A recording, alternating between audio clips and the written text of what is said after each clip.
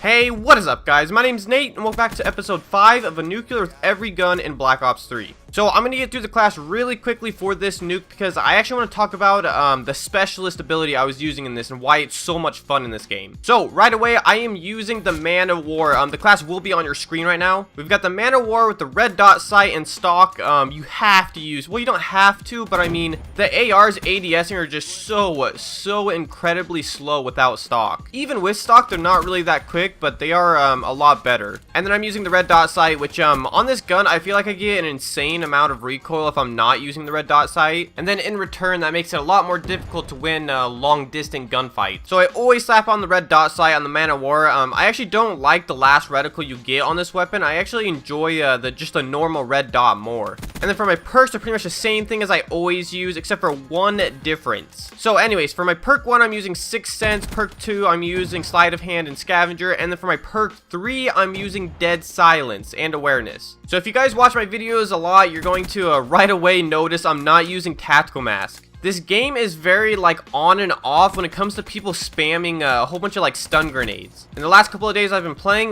there's been like no stun grenades. Like there's really no point in using Tactical Mask. I think more and more people are just taking away the stun grenades to use, you know, something different, more perks or more attachments. So what I decided to do was put on Dead Silence. And this combination of Dead Silence and Awareness is like so OP. If you have a good headset and just crank up the volume, I mean, you can just sound whore the living crap out of people. And you don't have to worry about listening to your own footsteps because Dead Silence completely gets rid of them. So you can just run around and hear people all around you, from behind, from your front to your sides, anywhere. And that really helps you get the first shot on a lot of people, which is a big thing in this game. With this game's lag comp, even if you're getting into 1v1 gunfight, like face to face, you really need to pre-fire it. And if you can hear somebody walking around with Dead Silence and Awareness, it's really easy to know where they are and just to pre-fire it. But anyways, that's pretty much all for the class I'm using. The first 3 perks are the same things I always use in pretty much every class. I might start using Ghost again if the UAVs start to get really bad. But right now, the UAVs aren't that bad, which is actually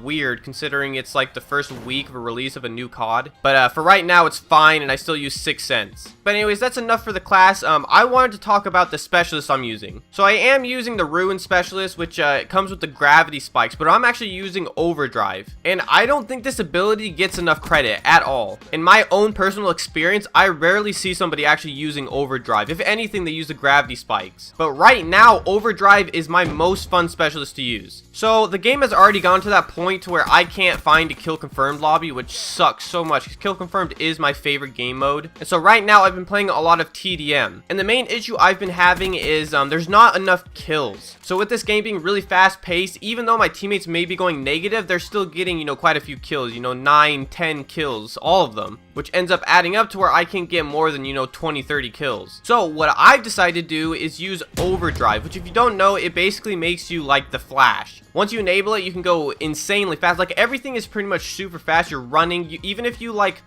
activate it while you're in the air, it'll actually push you forward, kind of like as if you're flying. It also makes you jet boost faster, wall run faster. You just do everything faster for a few seconds. And even though this is kind of scumbaggy, it makes it a lot easier to take kills from my teammates. So my main goal in this game right now is to get a nuclear with every gun. And it makes it really hard to finish that challenge if your whole team is taking kills from you. And you're running around rushing the entire time, and then you only end up with like 28 kills for the game. Which actually happened to me like 3 times yesterday where I was like 28-0 or 29-0 and only need like 1 or 2 more kills for the nuke, and then my team ends up taking all the kills. Overdrive also just makes the game a lot more fast-paced, which in return makes gameplays a lot more entertaining, or at least they do to me. Which is kind of funny because this game is already like one of the most fast-paced Call of Duties. I'd say it's the most fast-paced behind Advanced Warfare, and yet here I am using an ability to make it even more fast-paced. But the good thing with this game, like I've said a million times before, is you can control it, unlike Advanced Warfare. So if you guys, for whatever reason, want to make the game already more fast-paced than it is, then I definitely suggest using this ability.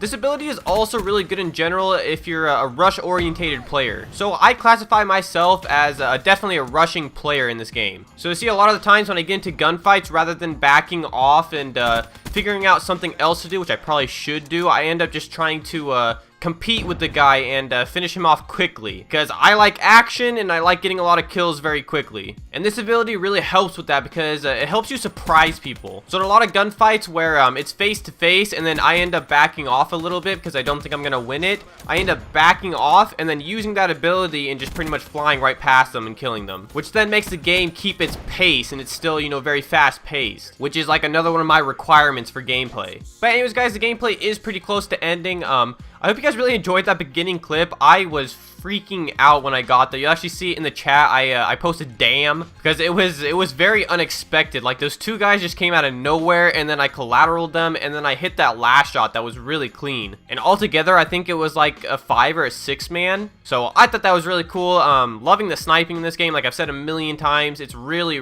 well done. And everything else is done really well too, except for of course, you know, every once in a while the lag comp can be pretty unplayable. I end up having games where I'm getting one-shotted every single gunfight and then I have to shoot people like a million times. But now that rarely happens, and so it's not as bad. But anyways guys, if you did enjoy the video, if you could drop down a like, that would be awesome. We only have like 3 more SMGs to go until I'm done with all of the SMGs, getting a nuke with them, which is really cool. And I'm just definitely looking forward to the future of this game and it on YouTube and everything. But anyways guys, thank you for watching the video and I'll see you in the next one. See you later.